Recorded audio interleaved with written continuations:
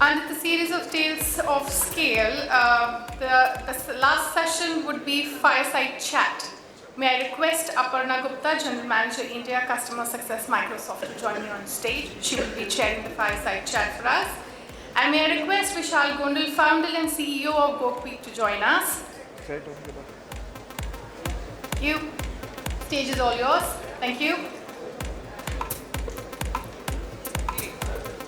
Had such an inspiring chat from Abhinav, so that's going to be a tough one to follow. What I did pick is invest in yourself, and as CEO of Goki, I think that's something that will really resonate with Vishal. So yeah, let's hear more from him. So I'll just begin with the first question before we dive into the Goki journey, which is that we talked, again, Abhinav talked about dropping out from IIM, his sibling, and himself from ISB. We here have a school dropout sitting next to me. But after that, he's a gamer, he's been a serial entrepreneur, he's an angel investor, he's a sports freak, he's a fitness freak. So we have a gamut of kind of interests in Vishal.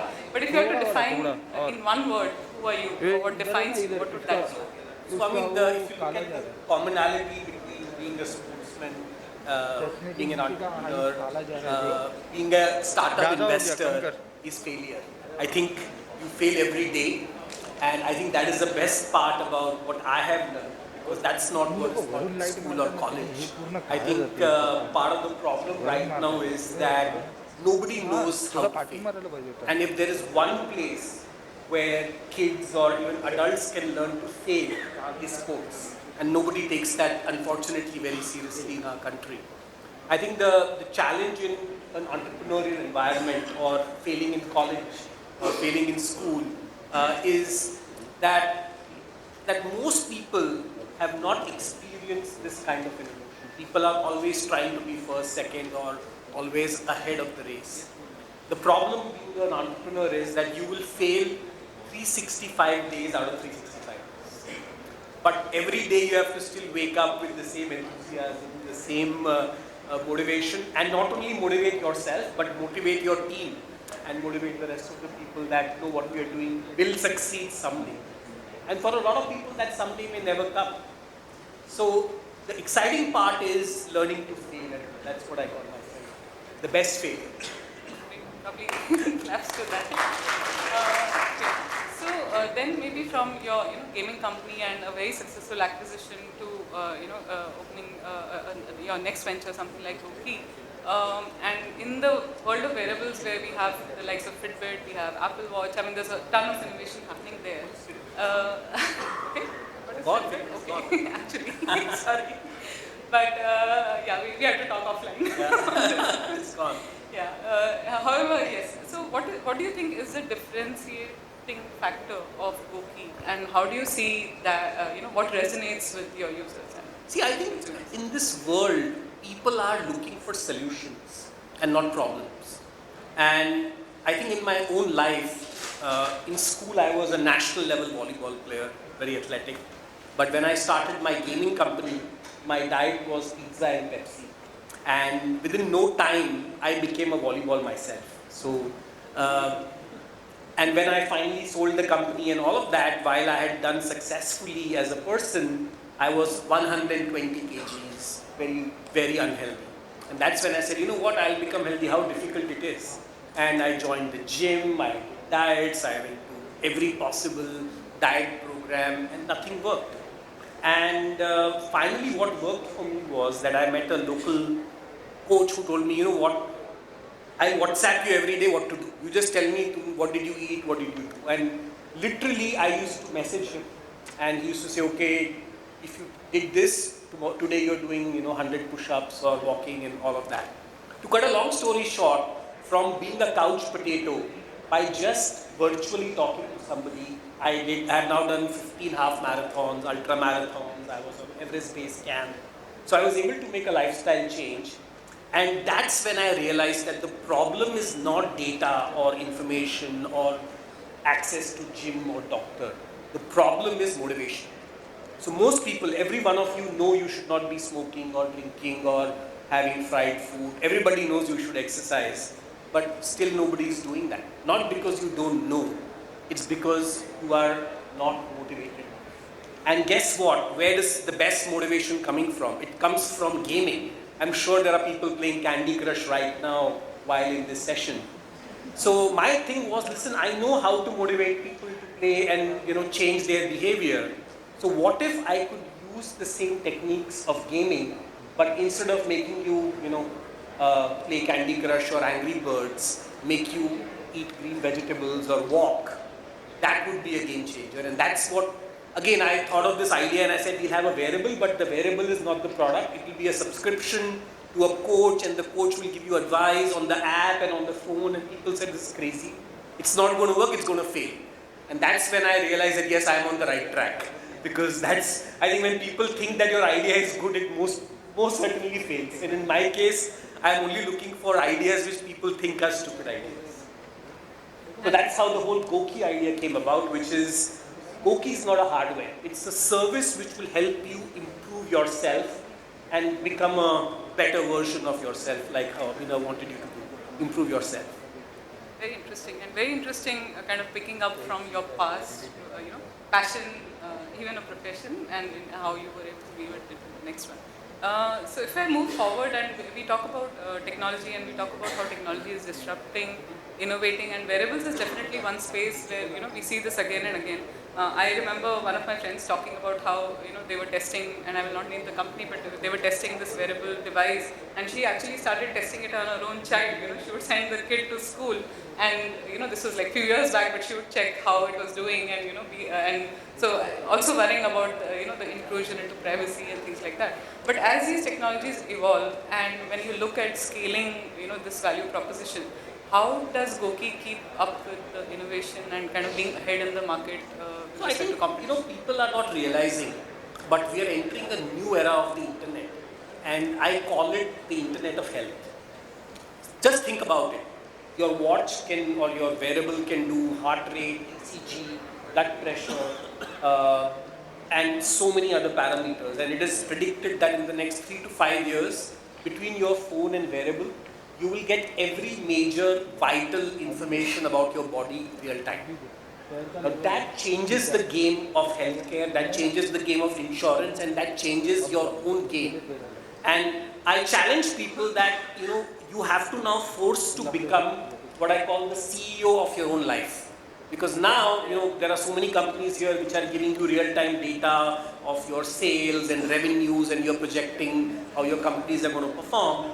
Think about it, if you can get real-time information of every vital in your body, why should you get sick?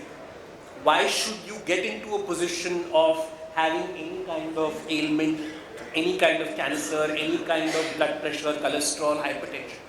The problem has been that our current model is broken.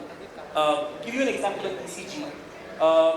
99% people do an ECG after they get a heart attack. This is India data, of course, I don't know about other countries. We launched our ECG device, of course not as expensive as the Apple device. But what we did was we combined it with the doctor consult and coach consult. So people took ECG, but then they spoke to somebody, because just looking at one data point without knowing the context makes no sense. So the minute you look at ECG and combine it with your BMI, your family history, or your other parameters, we can immediately tell you whether you are high risk or you are not high risk. And that's how we are actually saving lives, because we can predict or warn people way before they even get a heart attack. So I think the model of healthcare is going to change, and the healthcare system is not ready to deal. Doctors already are only giving you 30 seconds. Imagine if you go to a doctor and start showing them all your data. And that is where services like Goki are going to come in, where we will be the intermediary layer between you and your health data, and what do you do with the data? How do you know what this parameter is? And finally, our bigger game is to be the world's biggest insurance provider, because with that, I can do real-time risk assessment, and I can exactly tell you that what is the risk of person A versus person B versus person C, because the data is available. Well, I'm not saying we are here to steal your data. What we are saying is that the consumers will be so empowered, just like your credit score today, which can get you, credit from banks and different deals. the world is going to move to a health scoring model where based on that, you could determine your insurance plan, your insurance premium, and so many other things. So I think the world in the health context is going to be very different, and I think it's crazy that we are right now in the middle of this whole coronavirus thing. The ultimate defense to any disease is immunity. It's your own body defense system. And the problem is, we are all used to pill popping.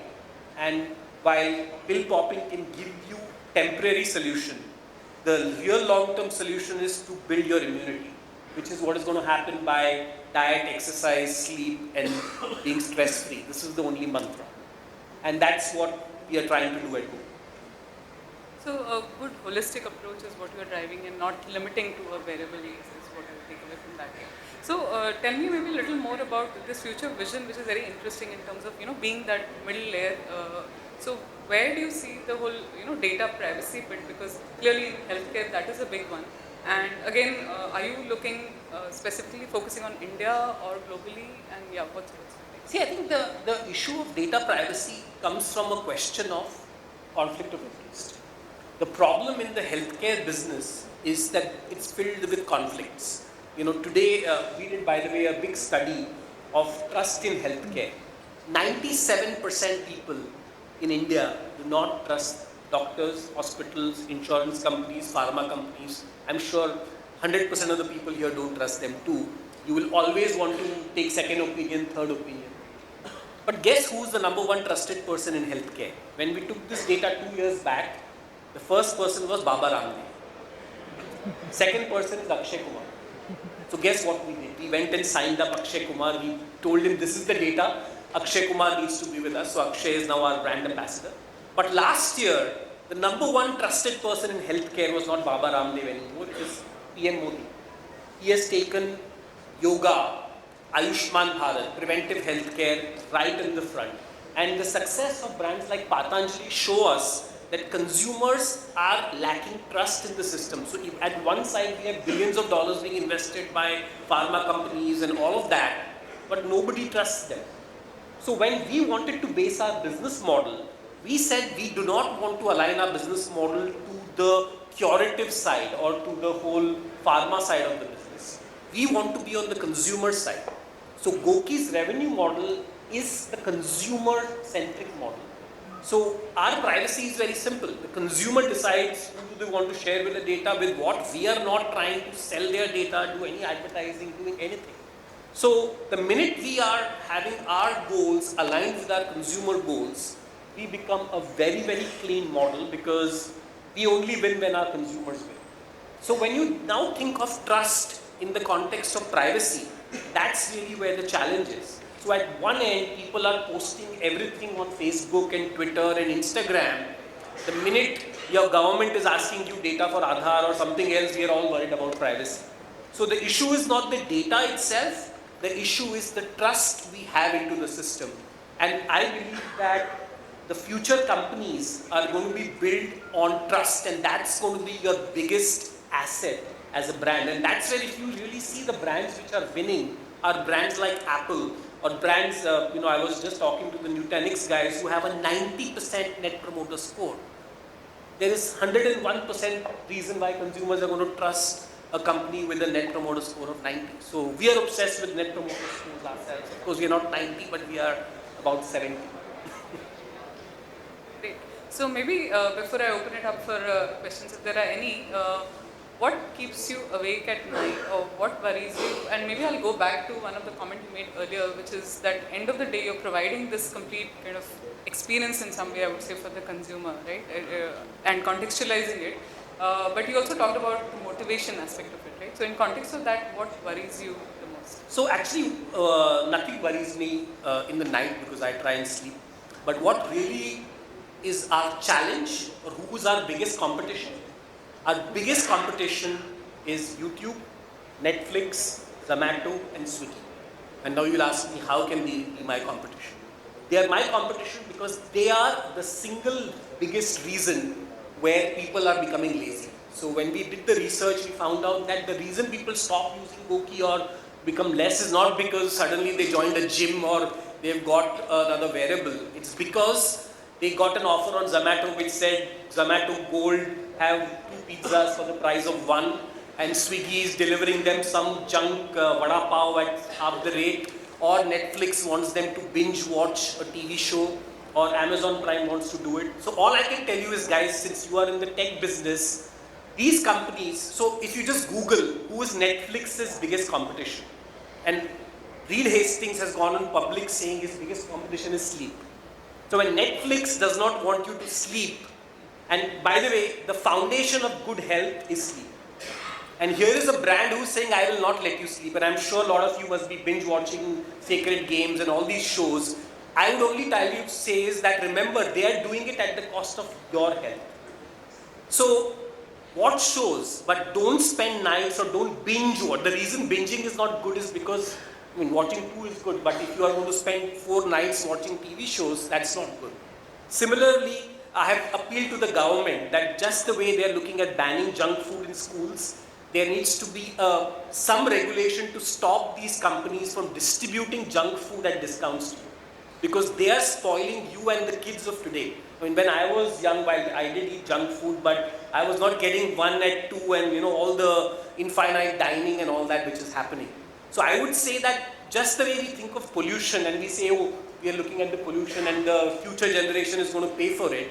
On the same base, this junk food which is being distributed for profit and valuation to all of the people here, the next generations are going to be obese and severely problematic, and we are going to pay very, very dearly for that. So that's what is creating a problem.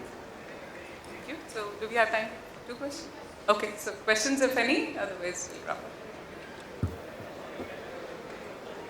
You can eat junk food if you want. Yeah. I'm not, you can ask the question. I'm just keen to understand your rationale. What was the background around naming, the brand Goki? Any The story around rationale that? is people ask these questions and I get an opportunity to tell you the story. No, it's very simple. We didn't want it to be health or fit or cure or something, right? Because you just forget these names. So Goki actually, Ki stands for force. And our tagline is be the force. So Goki is about being the force of good and changing yourself and changing the world. That's what Goki is. You talked about changing habits of people and gaming being one thing. So in terms of health aspects, how are you changing habits? Because that's challenge for most of the people who are trying to do. But from an app perspective, how do you help that? So I think there's a science behind it, right? So it is not just about changing habit. It's about creating what we call habit loops. And just to kind of give you a very, very quick rundown of it, if you look at 4 chemicals in your brain, dopamine, endorphins, oxytocin and serotonin. These are 4 chemicals which are secreted when you do different activities. Like when you click the like button, it's giving you dopamine, so you want to keep doing it. So if you open our app, the minute you do an activity, you get dopamine. The minute you walk, we reward you with points, which gives you endorphins. We have a community on Goki where you can invite your friends and family, and the minute your friends and family are motivating you, that gives you endorphins. But the ultimate thing which we introduced in Goki and we are seeing it to be most effective is we have a concept of karma points. So the more healthy you get, we give you karma points, which you donate to charity.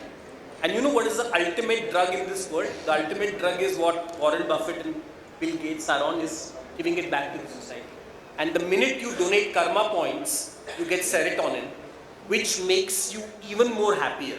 So what we are trying to do is we are trying to use the same techniques which games and social media and all these guys are doing, but their goal is to make you click on ads or make you do things you don't want to do. While our goal is to use the same techniques but to help you achieve your own goal. And that's how we are successful. Very good. Going back to basics. Going back to basics. I think we are There's a- on. Okay.